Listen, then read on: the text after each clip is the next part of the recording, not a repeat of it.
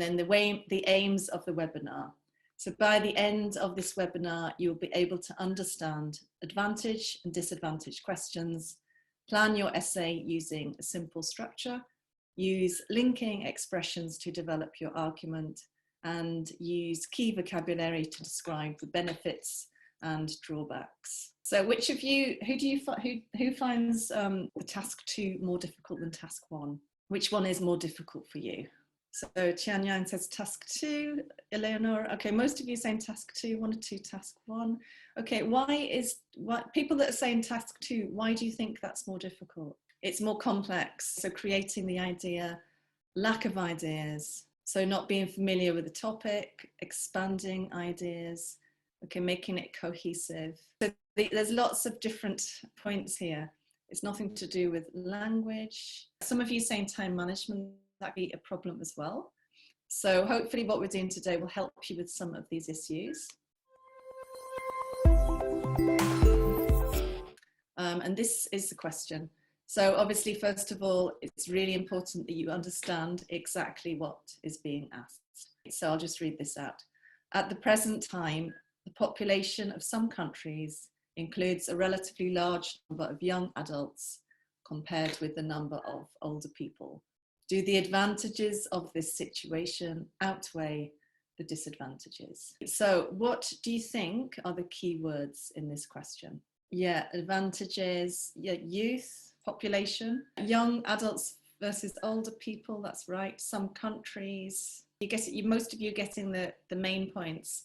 In the actual question, so advantages, disadvantages, and outweigh is really the key word for this question. What does the word outweigh mean? Or if you had to rephrase this question, how could you do that? What could you say? More than, Katie, that's right. So are there more advantages than disadvantages? Okay, so that is the question really. That's what you need to consider. As I said before, so I just wanted you to underline the keywords or to think about the keywords.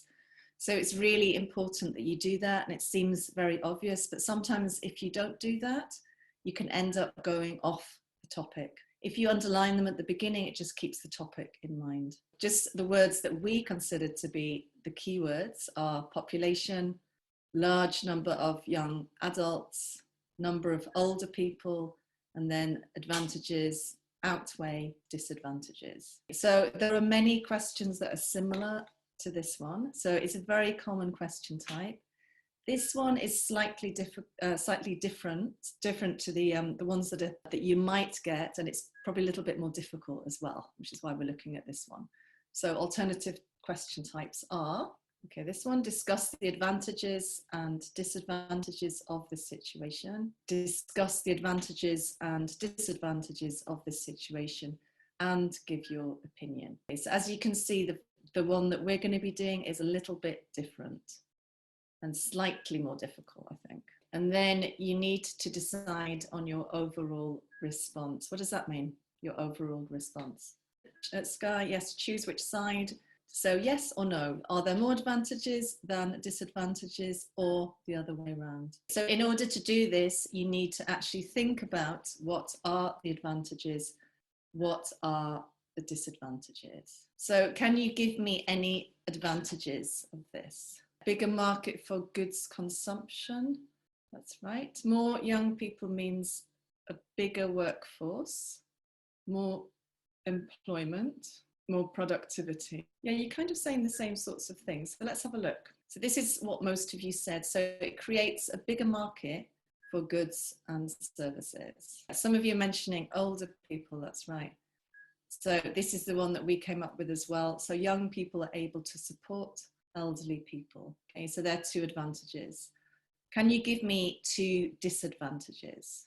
Fewer experiences in life, Sky, that's right. Lack of experience, in other words, Sean, yes, good. Some of you are guessing that.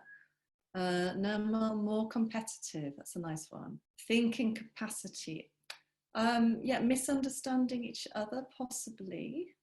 Youth crime, that's another one as well.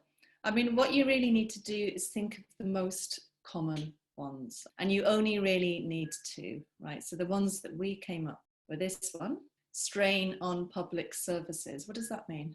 Strain on public services. Shopping and stuff. They use more.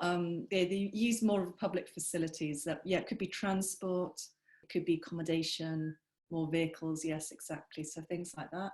And then the other one is lack of jobs for young people. So there's so many young people that there aren't enough jobs. So it could be that one as well. Right. So now you've got 2 of each. You need to decide yes or no. So are there more advantages, or are the advantages kind of stronger than the disadvantages? What would you say? So Maria, strain just means that it creates problems for public services because a lot of people want to use them. The advantages are stronger. So that's what we decided. The advantages, there are more advantages really than disadvantages. As I said before, you will need to use a slightly different structure for discuss questions and outweigh questions. Let's take a look.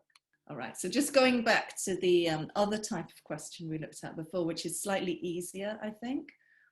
This is where you discuss the advantages and the disadvantages. So it's not about outweighing. So for this one, the introduction is similar. What do you do here? You paraphrase the question, and then what's the second part of the introduction? So it's restating the question and an outline statement. Okay, outline statement is just saying what you will discuss in the essay. And then body A starts with topic sentence, yes. So what are the second 2 parts? So advantage 1, you discuss the first advantage. What do you do?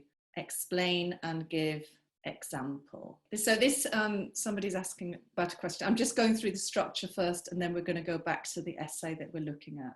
So remember, this is for the other type of question. So it's only when you're discussing, okay? So the one we'll look at is slightly different, but this one could come up. So that's why I'm going through it now. So in body A, you would look at the advantage 1, and then advantage 2, and then body B, what would you discuss here?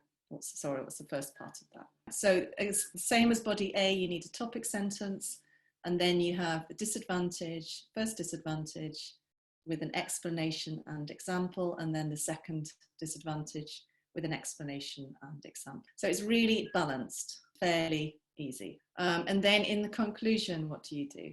So Iqbal, the presentation will be on YouTube later, so you can watch it again, but you can't actually have the slides. So you summarize the main ideas, and then you give your opinion asked. Okay, so you don't always have to do that. So this is the other type of question. So now going back to the question we're looking at today, do the advantages of this situation outweigh the disadvantages? So just having another quick look at what we looked at.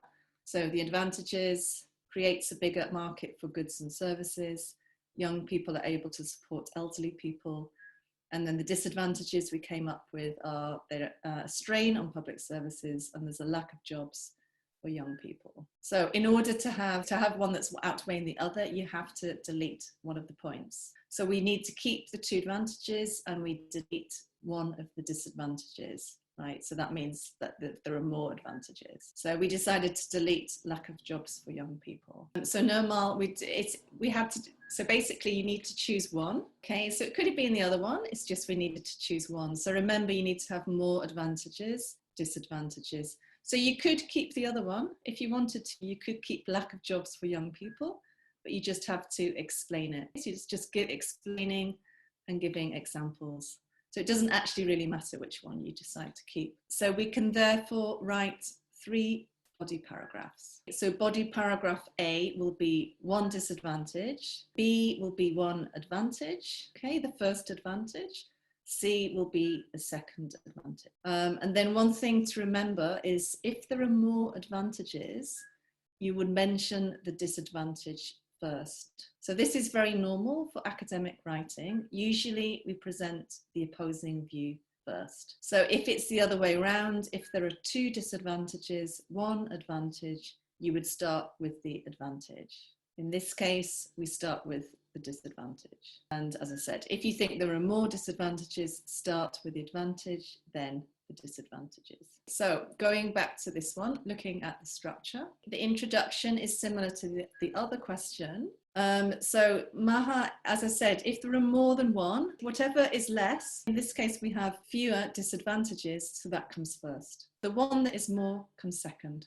So the introduction, what's the first part of that? So as usual, you paraphrase the question and then thesis statement, exactly. So in this case, you need a thesis statement because you're giving your opinion. Thesis just means opinion. Body A. As I said before, you will start with the disadvantage because there is only one. So you introduce disadvantage 1, you explain, and you give an example. Body B, what do you do? Topic sentence, you introduce advantage 1, you explain and give example. And body C, advantage 2, that's right, Sarah. Okay, so topic sentence, you introduce advantage 2, explain and give example. Conclusion, summarize main ideas, you restate your opinion. Okay, so that reconnects with the thesis statement.